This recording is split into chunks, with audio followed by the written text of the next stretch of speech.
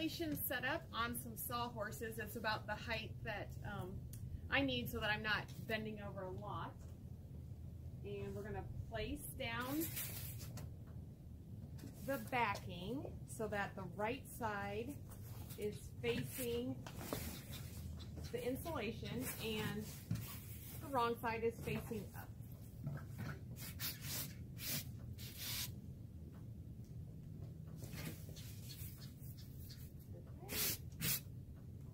And then I'm going to take some just straight pins and I can pin it right into the insulation board to hold the backing in place so it's not shifting when I try to spray on the spray basting.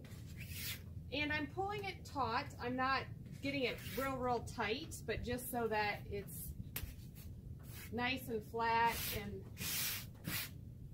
the wrinkles, the majority of the wrinkles are out. And I'll just put in a few more. Okay.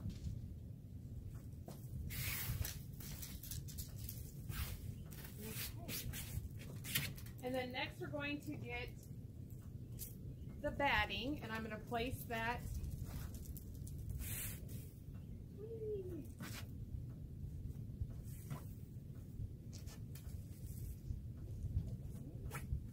and now the batting is approximately 2 inches larger than the piece top, and then the backing I've made additional 2 inches larger. So the backing is probably 4 inches larger on all sides than the piece top, and the batting is 2 inches larger on all sides of the piece top.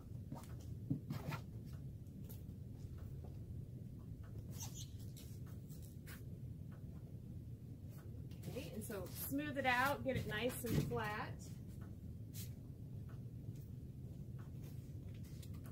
Okay. And then we're going to take our wall hanging top and lay it on, and I'm going to just kind of center it so that I know that I've got, you know, enough on all sides.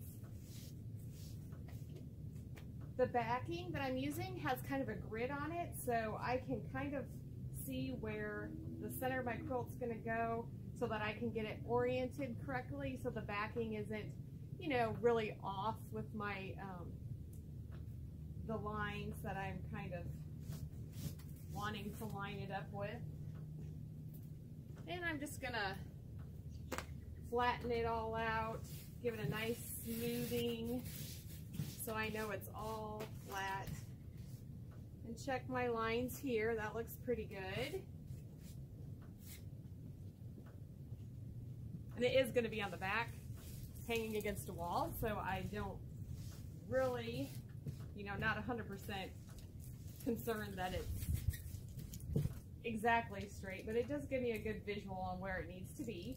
So now that I have that ready, I can go ahead and begin the spray process. And I'm using a 505 temporary adhesive spray. And I am going to, this piece is small enough that I can fold it in half and keep it together. If I have a larger quilt top, I use a round cylinder. This is a cardboard tube that I kind of, I'll just show you an example here. Roll up the top approximately halfway. I can take another one and roll up the batting, and then I can start spraying. I'll just go ahead and do that side this way. And I just want to spray a light covering the same place where my back onto the backing where the batting is going to be touching. So I'll just do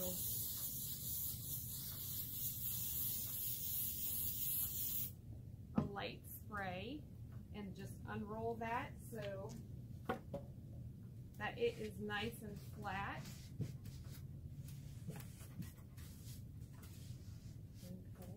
And I'm going to go ahead and spray.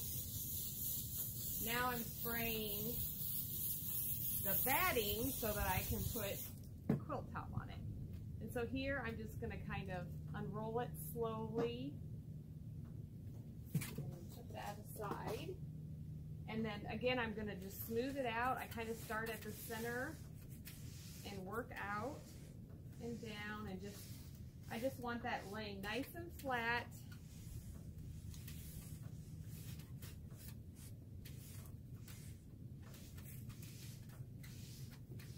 Okay, and then I'm going to go around to the other side and we'll get the other half. And so I can just pick up the batting. And I kind of accordion fold it there so I can grab it easy. And give this a good spray. Okay, and then I'm just going to pick up on the batting and lower that and give it a nice smoothing. Okay, and then all I have left is this top half, so I will again kind of accordion fold it up and spray the entire batting where the quilt top will be touching. And I can just grab that, place that on there, and just, again, smooth it out, kind of from the center coming out so that I got it nice and flat. If I feel where a seam needs to be like flipped or laid a different way, I can go ahead and kind of manipulate that where it needs to be. And we'll do the same thing on this half.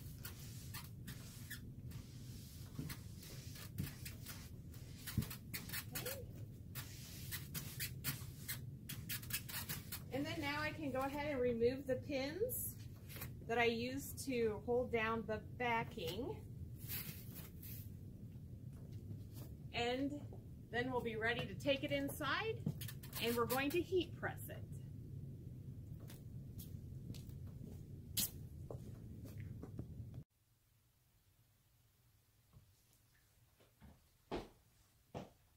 Okay, now we're back inside and I have the layered wall hanging just placed on my sewing cutting table.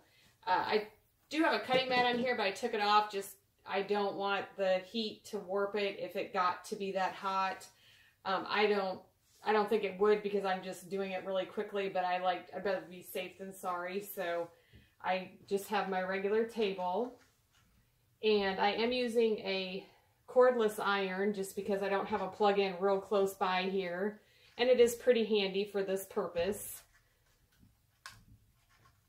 Okay, and then I've got it set to the high setting, and I'm just kind of starting in the center and just working my way towards the outsides. And this just kind of heat sets that spray glue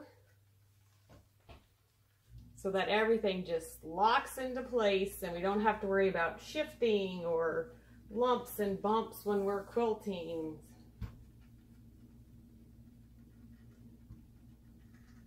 And I just go right up to the edge.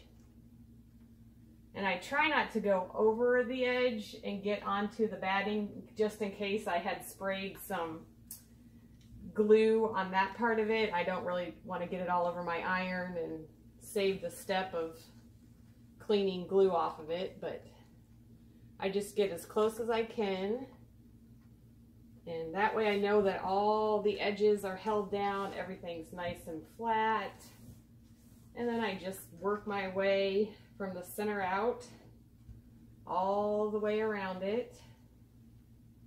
And I'm not really just, setting it on there like when I'm pressing the seams. I am actually just moving it back and forth with a light pressure on it, just smoothing out all the little bumps and wrinkles. And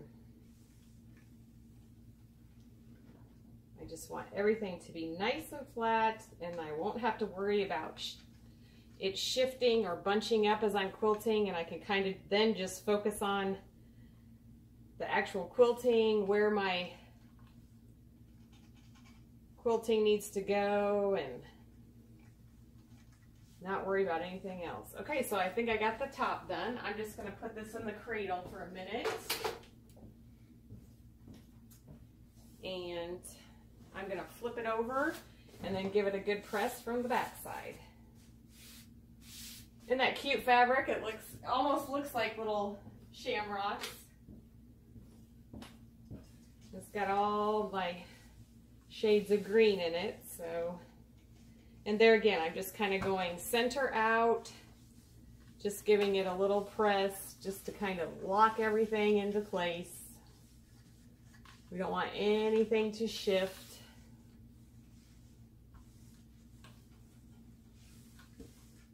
Okay.